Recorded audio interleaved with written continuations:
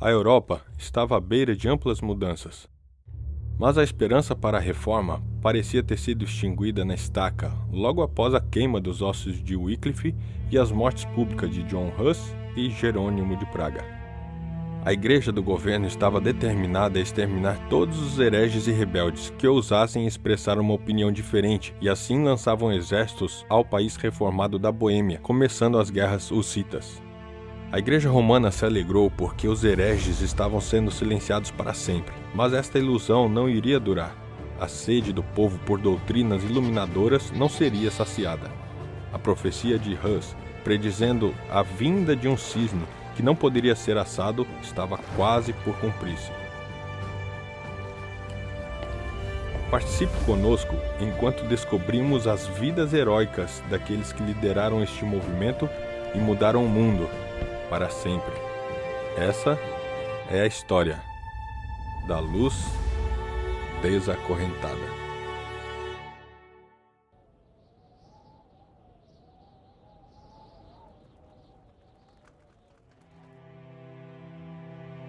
Em 10 de novembro de 1483, Martim Lutero nasceu aqui, em Eisleben, na Alemanha. Os pais de Lutero eram plebeus alemães que queriam uma vida melhor para seu filho, com muito sacrifício. Eles o enviaram à universidade para estudar direito. Lutero era um estudante por natureza e avançou em seus estudos. Ele teria passado por este arco para entrar na biblioteca da universidade. Um dia, enquanto Lutero estava examinando os livros, ele descobriu uma Bíblia completa em latim. Até agora, ele nem sabia que uma Bíblia completa existia. Ele só havia ouvido porções dos evangelhos recitados pelos padres. Ele estava admirado, segurando não apenas algumas páginas, mas a Bíblia completa. Seu ser estava comovido e ele pensou: "Oh, se Deus me desse um livro desses!" Isso possivelmente foi o começo de seu desejo de tornar a Bíblia disponível para o povo comum, na sua própria língua. Em 1505, Lutero estava voltando para Erfurt, onde ele estava estudando, quando uma tempestade fortíssima começou. Ele lutou para continuar, mas o medo lhe sobreveio quando ele se lembrou que um amigo havia sido morto por um raio.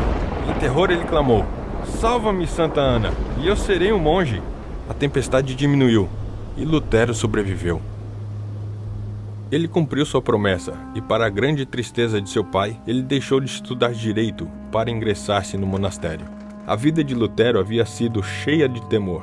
Como muitos que viviam na Idade das Trevas, ele tinha muito medo de demônios e de atividades sobrenaturais. Desesperado, ele entrou para o monastério para tentar achar paz. Quem sabe ele conseguiria encontrar descanso genuíno para sua alma. No monastério, Lutero gastava horas confessando, e quando terminava, ele começava tudo de novo.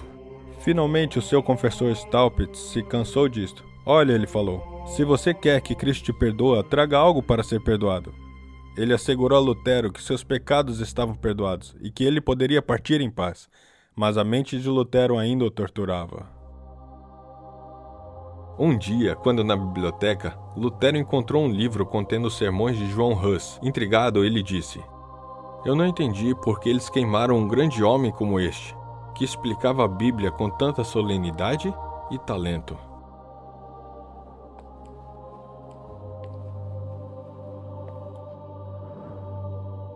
Alguns anos depois de ingressar no monastério, Lutero foi enviado a Roma a negócios oficiais. Ele e um outro monge fizeram esta jornada de 1.300 km a pé, alojando-se em monastérios pelo caminho.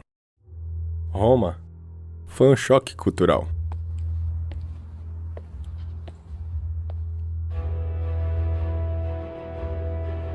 Aqui havia imensurável riqueza, luxúria e leviandade.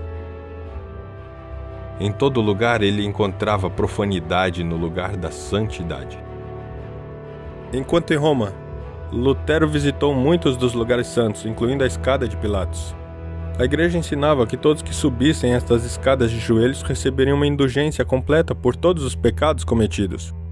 Enquanto Lutero subia os degraus, na metade do caminho, veio vividamente em sua mente um verso de Romanos 1,17: "O justo viverá pela fé." Como um raio que ilumina a escuridão, Lutero entendeu pela primeira vez que não eram suas obras que o salvariam, mas Jesus Cristo somente. Ao redor dessa época, a Basílica de São Pedro estava sendo construída em Roma. O estilo de vida extravagante do Papa havia esvaziado a tesouraria e os líderes da igreja decidiram usar uma maneira criativa e efetiva para arrecadar fundos. Eles imprimiriam indulgências de papel para venda. Metade do pagamento iria para o bispo local da Alemanha e a outra metade a Roma. Para vender essas indulgências, a igreja enviaria emissários do Papa para encorajar as pessoas a comprar. Johann Tetzel foi enviado à Saxônia, na Alemanha, perto de Wittenberg. Johann Tetzel era um vendedor impressionante. Ele viajava por vários lugares da Alemanha, pregando sobre os horrores do purgatório e também a bondade da igreja em oferecer perdão e misericórdia por tão pouco dinheiro. Ora, dizia ele, quando a moeda no cofre cai, uma alma do purgatório de lá sai.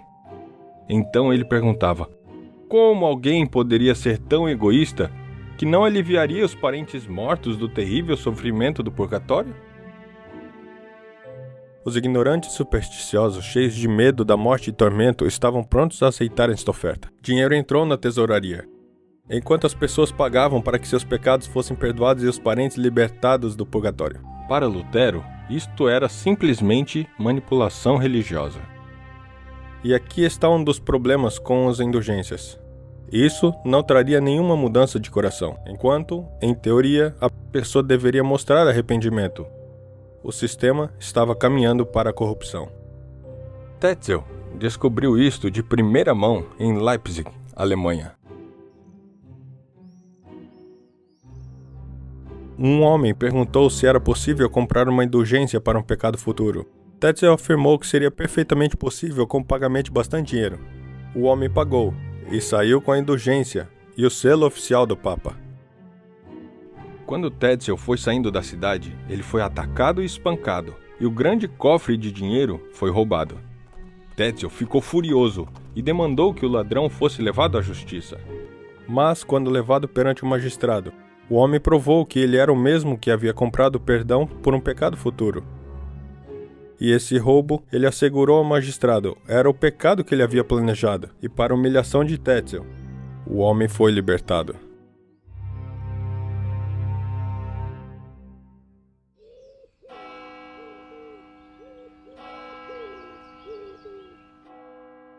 A ideia de comprar perdão para pecados passados ou futuros era na mente de Lutero um abuso de origem pagã e que não era encontrado em nenhum lugar na Bíblia. Ele pregava para suas congregações com muita convicção que todas as crenças devem ser baseadas na Bíblia. Grandes multidões vinham para ouvir a sua pregação, mas pregar não era suficiente. O cristianismo e a igreja estavam a ponto de serem chacoalhados até seus alicerces.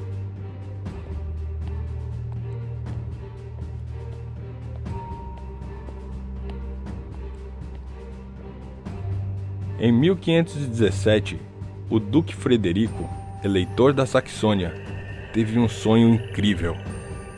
Ele viu um monge pregando algo na porta de uma igreja com letras tão grandes que era possível ler de grande distância. O monge usou uma pena para escrever, e a pena tornou em uma viga que cresceu tanto que chegou a Roma, derrubando a coroa da cabeça do Papa. No sonho, homens tentaram quebrar a caneta, mas era igual ao ferro, que não conseguiram quebrá-la. Então, ele viu outras canetas escrevendo em volta. O duque teve este sonho 3 vezes naquela noite e finalmente acordou. Manhã de 31 de outubro de 1517.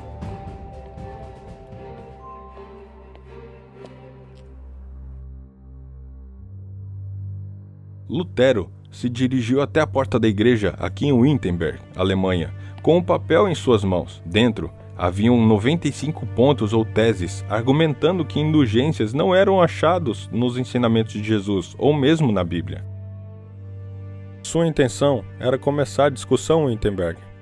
Pouco sabia ele do impacto que esse papel faria, não só em Wittenberg, mas em todo o cristianismo.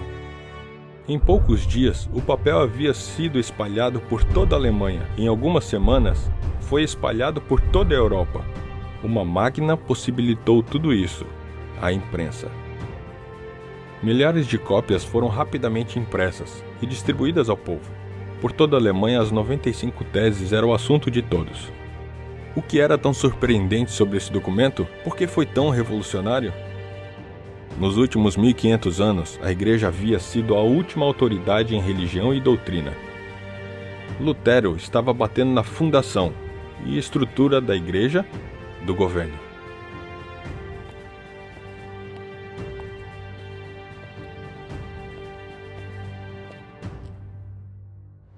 Em julho de 1519, Johann Eck debateu com Lutero para confrontar seus ensinamentos. Eck era considerado o melhor debatedor na Alemanha.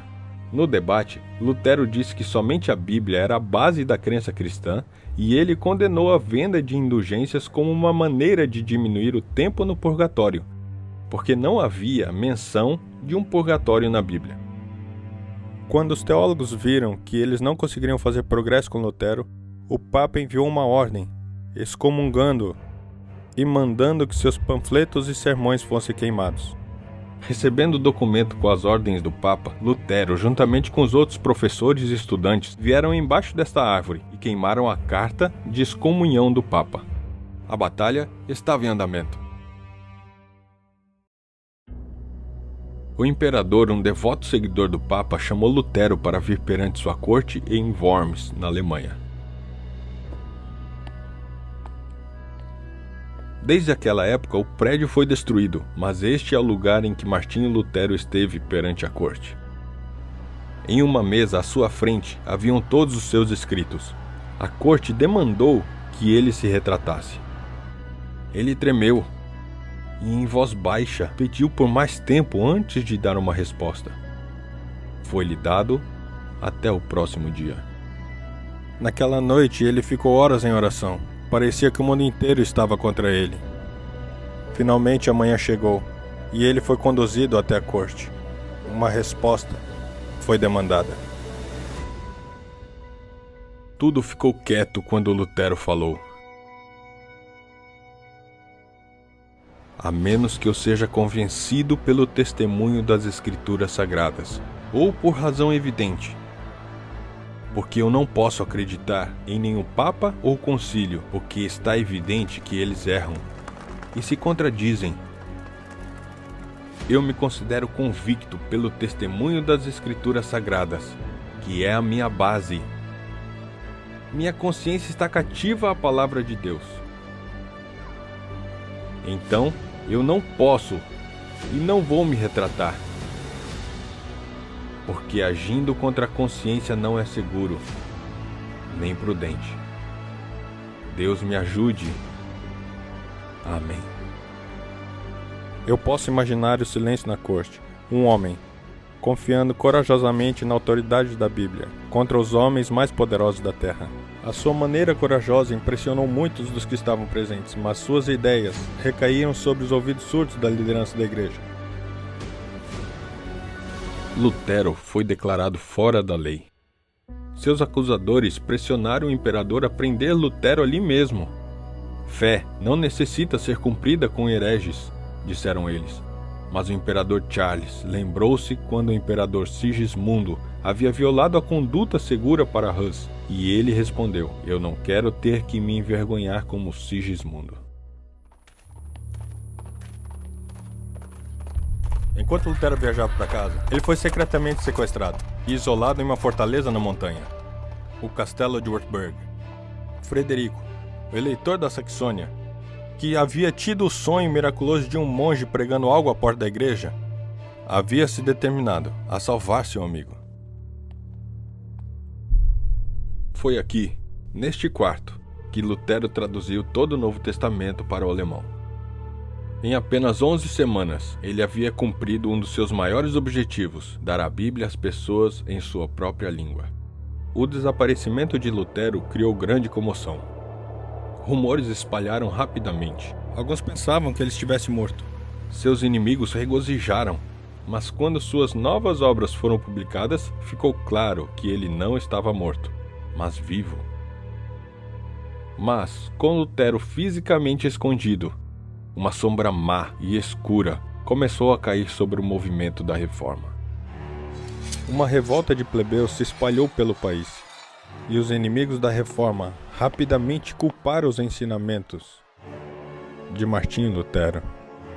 A reforma estava à beira de cair. Rasgada por dentro e com oposição de fora, Lutero não podia mais ficar escondido. Ele deixou o castelo sem proteção e subiu ao púlpito, pregando, reprovando e encorajando seus seguidores. A reforma estava salva, mas a oposição da Igreja-Estado não havia acabado. Os próximos movimentos determinariam o destino da Europa e do mundo. Em 1526, a Dieta Imperial se reuniu pela primeira vez em Speyer, Alemanha. Os líderes de todo o país se reuniram aqui na Catedral de Speyer para discutir decisões importantes, uma das quais era sobre o avanço da reforma. O imperador Charles V sabia que haveria de andar em uma linha muito delicada. Ele, juntamente com a Igreja-Estado, estava ansioso para apagar a heresia reformada. Mas também sabia que alguns dos príncipes estavam querendo liberdade para praticar a religião como suas consciências ordenavam. A nova reforma estava balançando.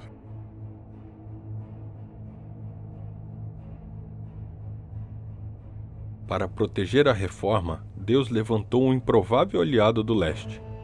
Os turcos otomanos estavam avançando em direção à Europa. Todo o reino havia caído perante eles.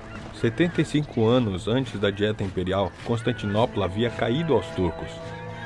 Isto era significante para a mente europeia porque Constantinopla era considerada a rainha das cidades por causa de suas poderosas fortificações. Por mais de 1000 anos, estas muralhas haviam permanecido inexpugnáveis. Uma corrente imensa era colocada num porto para prevenir qualquer navio de atacar pelo lado do mar. Não importava a maneira em que a cidade era alcançada, ela era considerada invencível, até os turcos otomanos a atacarem.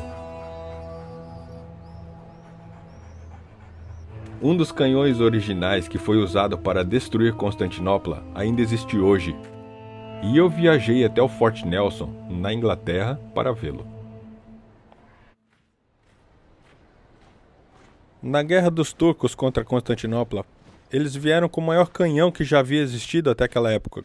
Com 5 metros de comprimento, este canhão podia lançar balas que pesavam até 300 quilos, a uma distância de 1,5 km. Quando eles se aproximaram, eu posso imaginar o terror que os habitantes devem ter sentido quando eles olharam por cima do muro e viram o exército imenso dos turcos em volta de sua cidade, com estes canhões imensos que começaram a chacoalhar e destruir sua muralha.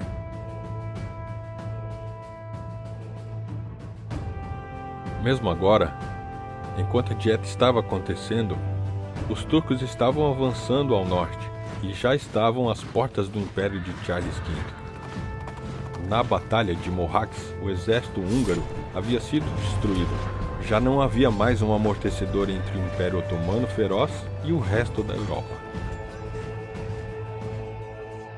O imperador decidiu. Lutero já havia sido declarado fora da lei. A reforma devia ser parada. Mas enquanto os turcos estavam avançando, Charles V precisava da cooperação e suporte militar dos príncipes protestantes. E ele foi forçado a tolerar a reforma para salvar o seu reino. Em 1529, outra ameaça séria foi encontrada. A dieta reuniu-se novamente e uma lei foi proposta que permitiria às áreas reformadas a permanecerem reformadas, mas seria proibido o avanço de doutrinas bíblicas para outras áreas. Enquanto na superfície isso parecia uma autorização, os líderes da reforma reconheceram que se a verdade não pudesse ser espalhada, ela morreria.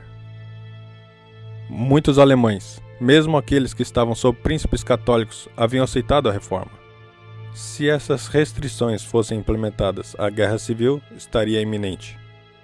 Os príncipes alemães reformados colocaram suas vidas e terras na linha, enquanto respeitosamente, mas forçosamente protestaram contra as novas leis.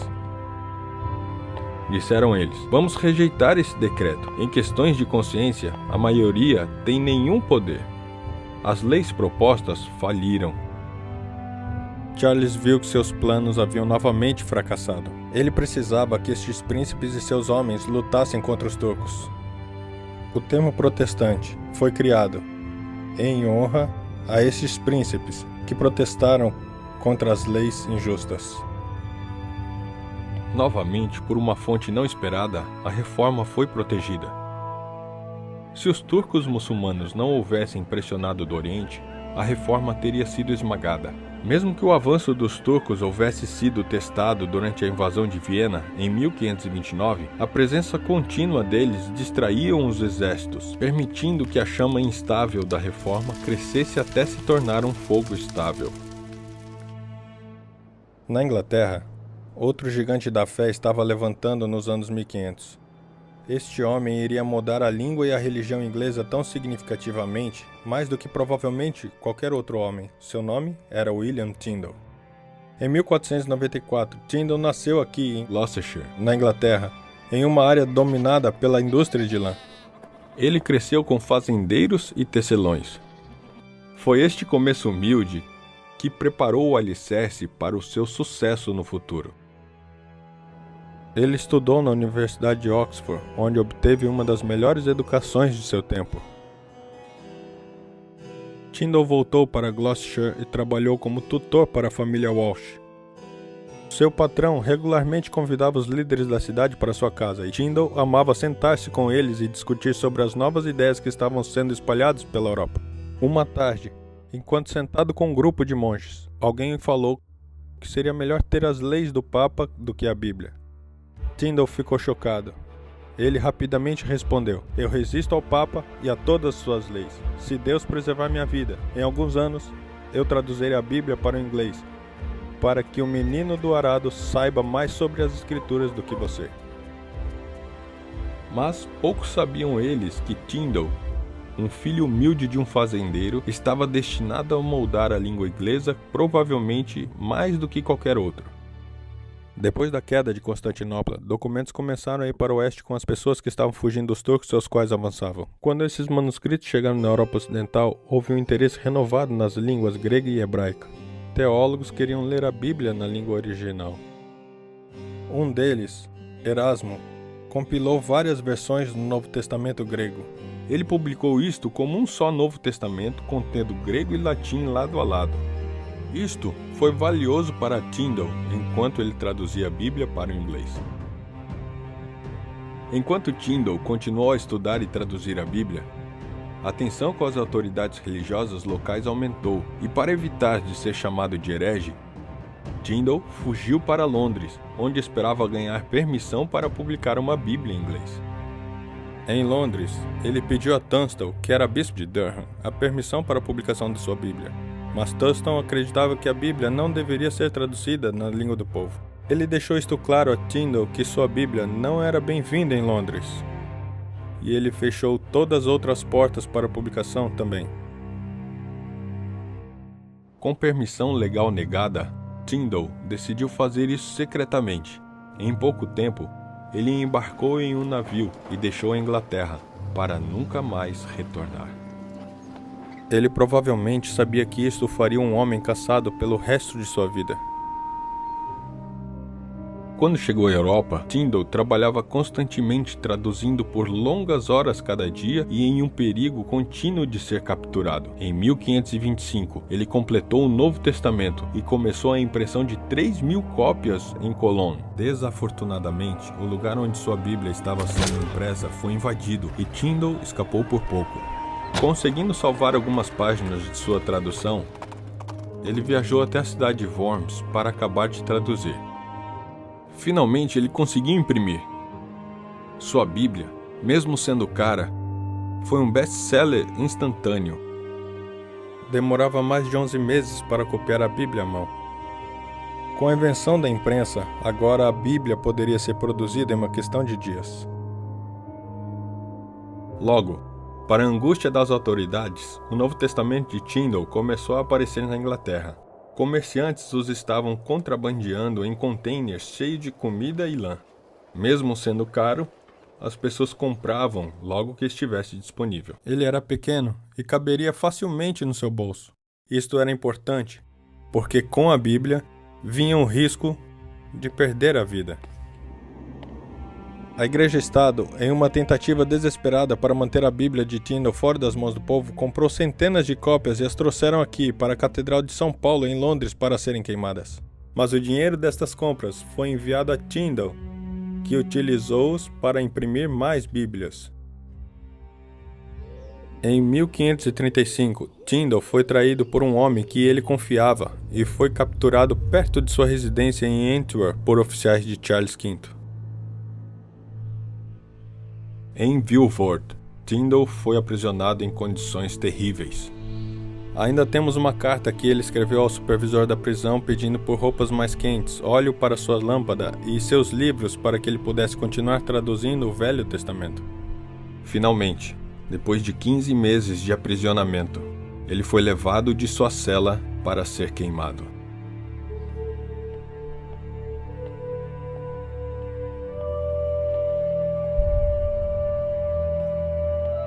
Ele foi levado até a estaca. A madeira foi empilhada em volta dele e o fogo foi aceso.